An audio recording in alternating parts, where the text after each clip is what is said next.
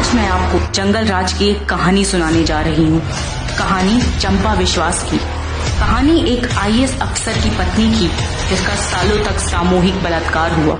एक ऐसी कहानी जिसको सुनकर बिहार की हर महिला की रूह कांप गई थी।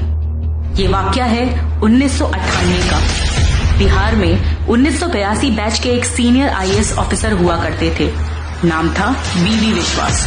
वो राज्यपाल के श्रम विभाग में सामाजिक सुरक्षा के निदेशक के रूप में कार्यरत थे। उनकी पत्नी का नाम था चंपा विश्वास। उस समय लालू यादव की पार्टी के विधायक हेमलता यादव के बेटे बबलू उर्फ मृत्युंजय यादव की गंदी नजर चंपा विश्वास पर पड़ी। बिहार की जनता में आरजेडी के नेताओं का खौफ बुरी तरह फैला हुआ था और उस वक्त क्षेत्र में मृत्युंजय की गुंडागर्दी चरम पर थी। लालू के उस जंगल राज में एक आईएएस अफसर भी अपनी पत्नी की लाज नहीं बचा पाया। मृत्युंजय यादव और उसके कई दोस्त 2 साल तक लगातार चंपा विश्वास के साथ सामूहिक बलात्कार करते रहे।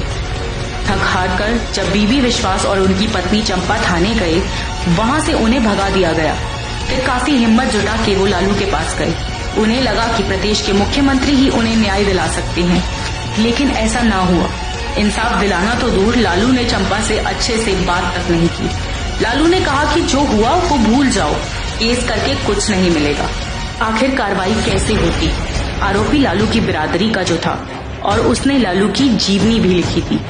इतना कुछ होने के बाद भी बलात्कारी मृत्युंजय यादव लगातार चंपा विश्वास का सामूहिक बलात्कार करवाता रहा। एक बार तो चंपा को गर्भपात भी कराना पड़ा। गैंगरेप से वो फिर से गर्भवती ना हो, इसके लिए चंपा विश्वास ने नसबंदी का रास्ता चुना। पति बीबी विश्वास ने कहा कि मृत्युंजय यादव ने न सिर्फ उनकी पत्नी के साथ बलात्कार किया, बल्कि उनकी सास, साली, 2 नौकरानी और भतीजी कल्याणी का भी बलात्कार किया। ये थी बिहार की उस बेटी की कहानी जो लालू के जंगल राज का शिकार बनी। अब एक बार फिर जंगल राज लाने के लिए लालू की अगली पीढ़ी तैयार हो गई है और फिर से बिहार को अपराध की राजधानी बनाने के सपने देख रही है।